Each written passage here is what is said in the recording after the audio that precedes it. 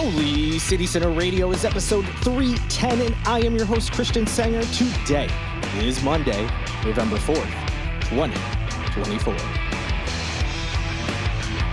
Happy Monday and happy, Election Day Eve. I hope you all had an amazing weekend. Yes, tomorrow's Election Day, last chance to vote if you haven't already. Hopefully everything goes smoothly, even if it's not the result you want. Hopefully it's not too stressful for you all.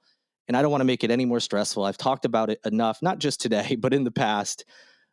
Let's move on. Let's just have some fun today, not stress about it. And I've got the perfect guest to have fun with. That is Paul F. Tompkins, comedian, actor, improviser, podcaster, writer, on and on and on. You might be thinking, wow, that's a lot of stuff that he does. That is true. And we talk about that. And the overriding theme of our chat is variety. And that makes sense because he is coming back to Charleston with his show, Varietopia. We talk not just about the show, but, talk about parts of his career, all the different things that he's working on, what parts he loves the most about performing and just performing in general. And we also, of course, talk about Charleston. His wife, Janie, is from here. And so we talk a little bit about the city, what he likes to do, and things like that. It's a really great chat. And I highly recommend that you check out the show. The official title of it is Paul F. Tompkins' Varietopia, a 21st century variety show.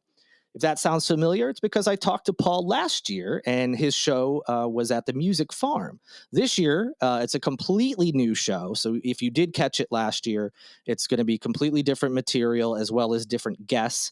And it's going to be a lot of fun because I went last year and it was a blast.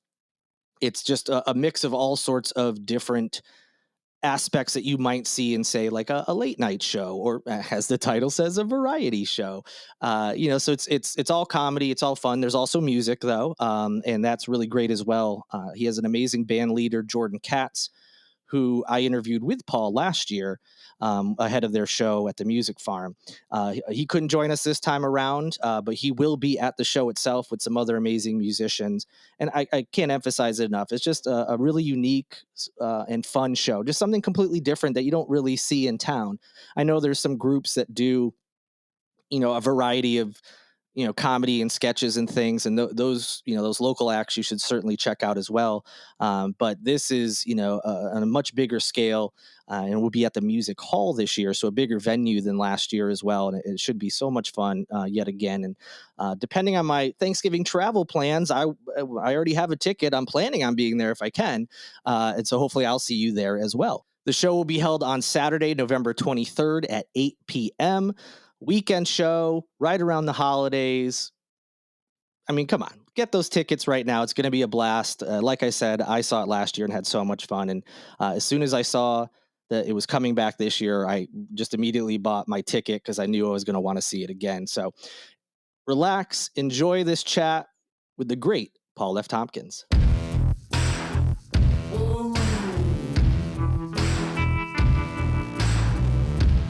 And joining me now, as promised, is Paul F. Tompkins. Excited to talk about his show that is coming back to Charleston. If you missed it last year, here's your chance to see it. Varietopia at the Charleston Music Hall, Saturday, November 23rd at 8 p.m. Get those tickets now. Paul, it's so good to talk to you again. Christian, great to talk to you. I appreciate the fact that you promised people that I was going to be on the show, because I think that is it's binding. Yes, exactly. I have to make sure that I have that in audio so that you didn't have a choice, because if you backed out, you'd look bad, That's right. And it's proof that I honor my commitments. So that if you can hear me on this, that means I'm actually going to show up to the show. Oh, good. Oh, that was another concern that maybe you just, say, forget it and just take all our money and not even put on a show for us. I'm too young for that. But when I get older, I'm going to start pulling that George Jones shit. Just not showing up. Well, I'm thankful that this year is not that year, and we'll be able to see the show, which I saw last year, and it was a lot of fun, and we'll talk about that. Yeah, of course, it was a blast to see it it was at the Music Farm last year. That's correct. And this year you're going to be at the bigger music hall. Same group of people own it, run it. They're great folks. Have you ever been in the music hall or know anything about it? Because I know you come down here quite a bit. No, I've never seen a show there. So I'm very excited to be going there. I mean, I've passed by it a bunch of times, but I've never been inside. So I'm really looking forward to it. Great. And yeah, I mean, I mentioned you come down here quite a bit. We talked about some of this last year, but it was a year ago, so people may not remember. You have a Charleston tie-in in terms of the person you married is from here. That is correct. My wife, Janie, Haddad Tompkins, grew up on Sullivan's Island, and we started dating in 2005, and she first took me to Charleston in 2006, and I just fell in love with it. It's a wonderful city, and we go there a few times a year, and I always love going there. I think that was the first time I visited too. Actually, it was 2006. I moved here in 2007, and so I think it was about the same time we both were discovering Charleston for the first time in the same year, I believe. I'm sure we passed each other on King Street. I might have recognized you because I'm pretty sure by then I was familiar with your stand-up. I feel like I saw you on like one of those Comedy Central shows, like Premium Blend or something like that. I don't remember which one it was, but I feel, and of course, Mr. Show had definitely been out by then. Right. But in any event, is there when you do come to first of all, Janie, I'm not telling you anything you don't already know, but is like the nicest, kindest person in the world, and I'm such a fan of hers as also an actor, but as a person as well. She is indeed. And for folks who want to know more about her and see how funny she is, you guys have a podcast, Stay F Homekins, which was started during the pandemic. It's a blast. Yeah. We were doing it every week, just as an excuse to, well, not as an excuse, but as an exercise in having some sort of structure in our in our lives during quarantine, and then we had fun doing it. So as things started to get busy again, we do it at least once a month, and then we do other content like. We record watch-alongs for movies, or we do sort of response podcasts to like Vanderpump Rules and stuff like that. It's fun to get together in that way and share who we are with the world. And it's fun it's funny, number one, but it's also fun to listen to your dynamic and how you guys interact. And there's sometimes you guys will just break down cracking up about some joke that you both just, and not that the audience doesn't also find hilarious, but then adding in you guys like just cracking up over it makes it even funnier. It's a great listen, and I recommend people listen to that. And, a lot of times, of course, Charleston related things will come up, whether you're visiting or Janie's talking about something, or you're discussing your love for Southern charm and all that good stuff. I think love is very strong. We're talking about the show, and I think love is a very strong word. Hey, you must be excited. The trailer for the season 10 dropped this week. I know you're counting down the days. Of course we are. It's going to be like a national holiday in our household. We're going to get all dressed up to watch the premiere of season 7 of Southern Charm. I can't believe we've been watching the show for that long. Oh, season 10. Oh my God. 7, 10. It's been a decade. You know what it is? I was thinking that when I saw the trailer, this looks exactly the same as the past 7 seasons. Because I think Thomas Ravenel was gone after the 2nd season. Yeah, something like that. Yeah.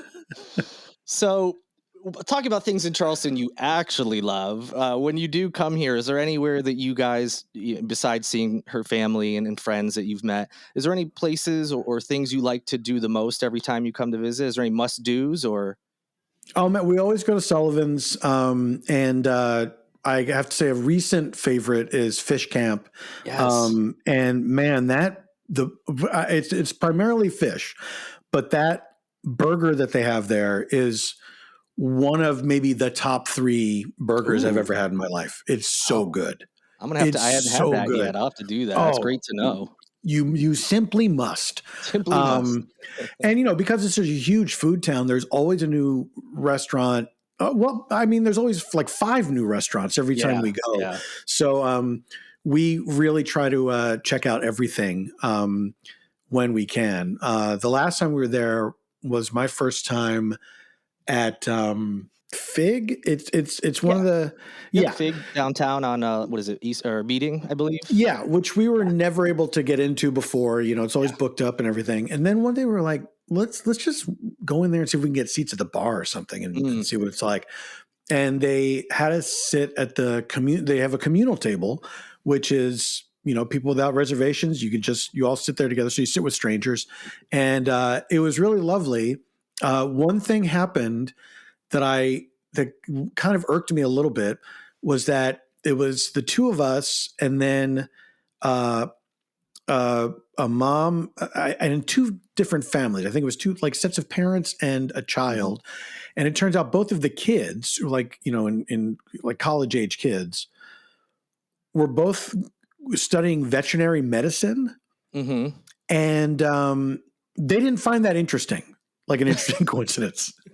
And my wife and I like two different families, right? This is nuts. Like, you're meeting for the first time. We happen to all be at this table together, and you're both studying veterinary medicine. And I don't know if it's because the one specialized in horses that it wasn't enough of a coincidence for them. But I thought it was worth remarking on. And they were just like, huh. Yeah, you're right. You would think that would have been more of a, oh my gosh, yeah, me too. Where did you study, or where are you study, or whatever? Just anything. Yeah. I'm glad that was what irked you, and not something with the service or something. But no, everything else was great. That's wild. And everybody was perfectly nice. But I'm like, this should be more of a reaction, I think. Yes. And then me and my wife, we can name together. We can probably name over 100 animals. So there's a connection there. Yeah, I mean, you're basically like studying veterinary medicine. If you know over 100 animals, it's, casually. Yeah, absolutely. Well, we should probably talk about the show, since that's what you're here to really talk about. Varietopia, as I mentioned at the top, saw it last year. It's a lot of fun. So I know the setup of the show, but obviously you would be better to speak to that. What exactly is Varietopia? Varietopia is a variety show, modern variety show. It's not like a recreation of an old like vaudeville kind of thing. It's just taking the elements of variety and updating them. So we have modern music and comedy and sketches and stuff like that. It's all the art forms, all the performance art forms that I enjoy in one place. So I do some stand-up, I do a character or two. We have a musical guest. We have other special guests do various things. And there's some video in the show. It's really diverse in content and in personnel, and it's my favorite thing that I've ever done. I so look forward to doing this, and this will be a completely different show than we did last year at the Music Farm. So all new guests, all new material. It's just a really fun night. It's a really fun night, and it flies by. I just love doing it so much. No, yeah, I agree. It was a lot of fun. It did fly by being in an audience. And as you mentioned, there's just it's in the name, a variety of things. And I think last year when we were talking, I obviously hadn't seen the show before. And you had mentioned that it's sort of like a late night show in a way. And that's probably the best way to explain it to people who still are like, well, what exactly does that mean? It's almost like you come out and do, like you said, stand up. So it's almost like, when the whatever host comes out and does their monologue. And then you have a band, which the band leader is Jordan Katz, who was on the show last year. That's right. On the podcast last year, and we were able to chat with him as well. So he'll be back running the band. So, it's like you have your own late night show. Yeah, it's much like that. I host it. I bring a bunch of guests on, interact with them. They do their thing. It's such a good time. Jordan is my musical director. He's excellent. He's put together an amazing band. Right now, Jordan is in England with They Might Be Giants. He's playing trumpet with them. Which he's wanted to do for a really long time. So I was glad that worked out for him.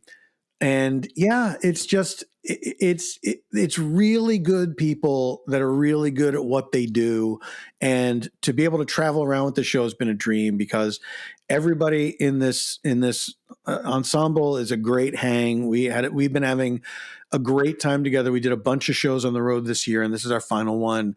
And I'm gonna miss this iteration of it, and it's hard to imagine going forward, like, well, who's it going to be next time? How could it be as much fun? But it definitely will be. We're already getting our 2025 tour together. So I can't wait to be starting over. Yeah, I was going to say, you mentioned how much you love doing this. It's your favorite thing that you do. And when you get a good group, and I'm sure it's always a good group because they're people you know and like to work with, obviously, or you wouldn't be doing it. But it's got to be tough. You're having all this fun, and then, all right, the tour's over, and you want to keep it fresh and bring in some new faces and voices. So you kind of have to start over, not just with the content, but also how to work out, whatever the other folks are going to be doing in their schedule. So I'm sure that's exciting as well, even though at first it might be a little like, oh, I just kind of wish I could do the same show with the same people. I know it is funny how you all kind of blend together, how you gel together. And then it does feel like almost, wow, it seems rude to do a show without this person or that person. But, it's going to be fun. So I'm glad that Charleston is getting to see this show that we've been doing, because the people are so great. I really love them, and I know the audience is going to as well. Oh, yeah, I'm sure last year the guests were great, and I'm sure they will be awesome again this year. And for anyone who went to last year's show, I'm sure they're happy. Oh, this is going to be completely different. Maybe it's like, oh, it's, they see the show title and might think, oh, it's going to be the same thing I've already seen. But no, it's different every year, as you mentioned. So even if you saw it last year, this is going to be a completely different, evening. So definitely, go get those tickets. And if you enjoyed it last year, I'm sure it's going to be just as fun this year. Come on back. It's going to be great. And yeah, with that bigger venue, that's great for you as well. I'm sure, you come last year was I don't know if it was the first year ever you did Varietopia here, but it was. Yeah. It was. Okay. So you go from, this venue, and now you go up to another bigger one, and it's just going to get bigger and bigger each year. We'll see. Hopefully we can fill the bigger one this year. Yeah, well, we're going to. You're going to get that Holy City Center bump, of course. Of course. What am I saying? You obviously are well aware. You know how it is. That's right. Oh boy. So yeah, I'm excited to hear that Jordan, I knew he was traveling and couldn't join this year, but that's so fun that he's playing with They Might Be Giants. That's got to be a really exciting thing for him. Absolutely. Is it hard to coordinate all these schedules? I don't know how far in advance you do it, but all these different people on the shows, or do you sometimes have, if someone can't make it, you have someone fill in and do something similar? Say if you had someone doing stand up that can't make it, do you bring in someone else sometimes? Yeah, I mean that does happen. We do try to lock it down as much as possible, but every once in a while something comes up where somebody maybe they get offered a gig that they can't turn down. So that some of the members of the band we had to replace here and there. Along the way, they had to miss a couple shows because they got like a gig that's, hey man, you got to do that gig, of course. Right. But this time, I think so far everybody is committed for the entire run. So it's I'm glad about that. But we got the gang that's been with us this year. Coming to Charleston, and then next year, the people that we have, everybody's locked down, and I'm looking forward to it. Awesome. Yeah, you're talking about schedules and gigs people can't turn down. To me, you seem like one of the busiest people I know, because between this tour, I don't know if you do any, when you're in LA, if you do just stand up or anything like that. But you're also like, it seems like obviously I know I'm going to hear your podcast, but it seems I can't go too long without hearing your voice on a TV show, whether it's, say a Bob's Burgers or something, or hear you as a guest on a podcast. And, people who listen to Comedy Bang Bang know that you're on there quite a bit. It seems like you're always doing something and you're very, very busy. Yeah, I mean, first of all, I'm very lucky to be so busy, and I really like to work. So when stuff comes up, I jump on it, and it's also the life of a performer in Los Angeles. Unless you get that, crazily profitable gig where you're kind of set for life, you end up doing a bunch of different stuff, and I'm so glad that both voiceover and podcasting entered my life, because those are two worlds that there's always a lot of work out there, and it's always a lot of fun. So I'm very fortunate in that way. Yeah, I was going to see that's got to be a lot of fun too, because it's not just one or two things that are exactly the same. It's a variety, like you said, whether it's voiceover or podcast. Although obviously there's some, it's all audio in that sense, but obviously different characters, or if you're just being yourself, or having your podcast with Janie, it's just a wide variety. Although they're all comedy based for the most part, they're all very different. Yeah, and then there's things like the success of a show like Comedy Bang Bang enabled us to go on tour right. for the past more than a decade, and this past year we did something like 48 shows or something like that. Oh, wow. On the road, and it was a ball to get to travel with friends again, and like a different group of friends. I toured more this year, and I'm not done yet with with various things than I have in a long time. And I'm very happy about that, to get to be with different people, hanging out, doing, creating together is, it's an absolute joy. Some of those live shows you did with Comedy Bang Bang, you can listen to on the podcast feed. Some of them were put out there, and they are so funny. I mean, the show always is, but to hear the crowd reaction, what was that like? Yeah. Maybe the first time one of these characters that you came up with, for whether it was for specifically the podcast or you had done for something else, seeing an actual audience reaction to like you coming out and being that character, and like hearing crazy applause and cheering for this character that was on a podcast. You might not know exactly what the feedback is until you get that, getting it out on stage. Oh yeah. It's really wild because, we do the podcast in front of no audience, and you have an idea of things being successful from being in the room. Like, okay, this is fun and we're having fun and there's a lot of material here to explore. We're coming up with good stuff. So this is a character that has legs, I can do this again for sure. But then with so many shows, this is entirely my idea. Nobody asked me to do this, but I said, I'm not going to repeat a character for this entire tour. And I'm also not going to repeat characters that I've done in certain cities before. So I made sure that every time I was doing something new, no matter where I went. And so I created a bunch of new characters along the way. And that was really exciting because this is the first time I'm doing it. I don't know what's going to happen, and it's in front of an audience. And to get to work on that with Scott Aukerman, the host, because most of the time I'm the first person out, to kind of go out to a relatively cold crowd. Like they're excited to be there, but the show is now just starting. So to go out there with a new character and try to get people laughing is a really fun challenge. I didn't realize. I mean, you said you did 48 shows. So was that 48 different characters you did then? I think so. Let me look at the list. But yeah, I think we'll end up, because we're doing one last show in December in Los Angeles, and that'll be the end of the tour. And I think I have it here. 40. It will end up being 43 shows. Wow.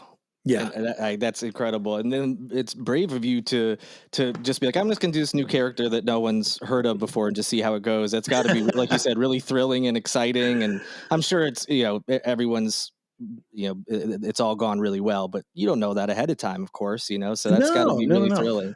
but I gotta trust myself and trust Scott and trust the audience. And, I definitely tried to, I really put thought into it of, okay, let's say I've been to New York a billion times. I can do a new character here and I don't think anybody will be put out. Right, and then the more well-known characters I can do in some of the places that we went on this tour that we'd never been before. And that sort of made sense to me. That seemed fair. Yeah, right. That makes sense. But yeah, it's the crowds have been so good. And, I really feel, especially coming out of, lockdown and everything, the last couple of years, I've been just doing more and more live performance because I realized, wow, this is the first thing I ever wanted to do was be on stage. Before I ever thought about TV or moving to LA or anything like that, I just wanted to be on stage. And, getting to do that so much this year has been so much fun. I've had more fun than I've had in such a long time. It's really been, it's been tremendous. And I can't wait to do more.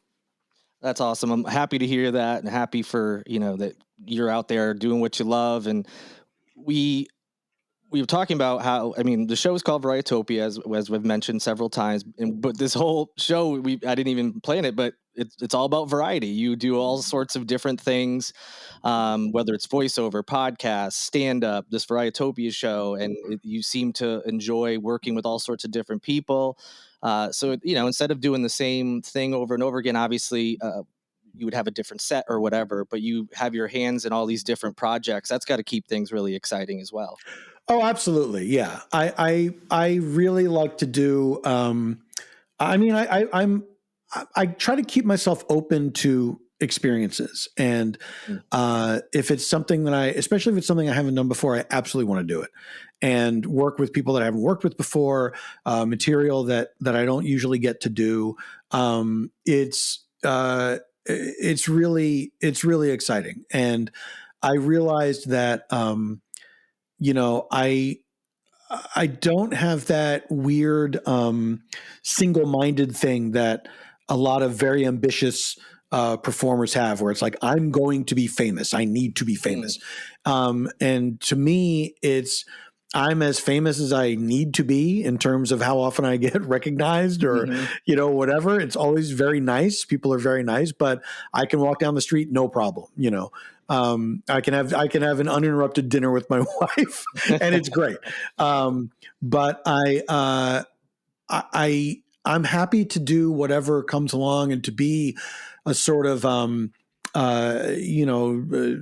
journeyman performer, I guess. Like I'll take what's out there and I'm really, I cannot stress enough how lucky I am and how much I am, enjoying my life. Right, sure. No, that's great. That's amazing.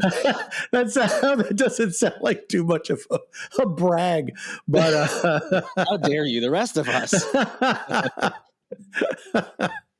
Under this political climate, how dare you have a good time? No, well, it could all be over for everybody. So don't worry. You might not be able to travel here for this. It might be a block from people from liberal blue states from traveling to the red state. Who knows? Exactly. But no, comedy, obviously, everyone loves comedy. But yeah, when things like this are going on in the world, I think people needed a little bit more an escape, laugh, have fun. And also it brings together people, whether they realize it or not, from differing, wherever they may be in the political spectrum or who, just brings together a variety of people. Again, there's that term, so that I think, especially this is going to be near Thanksgiving. It'll be a lot of fun for people to, whatever happens a week from now. Well, actually, when this comes out, whatever happens tomorrow, you can go out and have fun and, just enjoy an evening in Charleston, laughing and seeing a variety of performers. Yeah, we're going to have a good time. It seems like even though you could easily have, nothing's easy about a stand-up career, but you could have had just a stand-up career and been perfectly successful and happy. But it seems you really do enjoy doing all these things. And it seems you really enjoy collaborating with people and putting together something that isn't just you writing, it's a group of people. It certainly seems you get a lot of joy out of that. Yeah. I love stand-up. I always will love stand-up. that is a completely different kind of excitement and high that you get from that. But yeah, I like to play, and I like to play with other people. It's so much fun, and to get to play with not just comedy people but musicians as well it's a blast. Yeah, it's a lot of fun. Like I said, I went to the show last year, so I can say, Paul, you're not lying about any of this. It actually is really funny. No, it's a Thank great you. show. I had so much fun. The crowd seemed to really like it last year, and I'm excited for this year's show. The guests you had last year were great, and the bits and everything. It was just so much fun. And for people listening, comedians come around and do stand up in Charleston, but this is something completely different. Something that we don't really have anything like this in town. So even if you aren't completely sure of what is this, a variety show? I'm still not sure. It's something completely different that you don't see here. So that in and of itself makes it something you should check out. But then on top of it, it's a lot of fun. And obviously hearing how much you enjoy doing it, you see when people enjoy doing something and you see them doing it, you can tell, when you're on stage that you're having fun, and that just makes it even better, I think, for the audience when you're seeing someone do something that they love and they're having fun with other people. Yeah, I agree. Well, is there anything we didn't talk about as it relates to the show? I know we went down some other avenues, but is there anything else you want people to know about the show, or anything else you've got going on that you want to plug? Yeah, I don't know. What else is going on? I will be on tour after Thanksgiving with Amy Mann and Ted Leo. Nice. We're doing a bunch of shows on the East Coast for Christmas. And that'll be starting in New York the day after Thanksgiving, starting on Black Friday. And we'll be there for a few days and then traveling to, I think, Virginia, Connecticut, a few places. And those shows are really fun. I've done the Christmas shows with Ted and Amy for a while now, and they're really a blast. Those two are great, and there's a lot of comedy in that show as well. Amy Mann, yeah, I first learned about her as a musician, but she's really funny. Yeah, she really is. She really is. Sort of on podcasts, and I feel like I've seen her on some shows here and there. But yeah, she's actually really, really funny in addition to being a great musician. So that's really fun. And if people want information on those shows or anything else, where can they go? They can go to paulftompkins.com/live.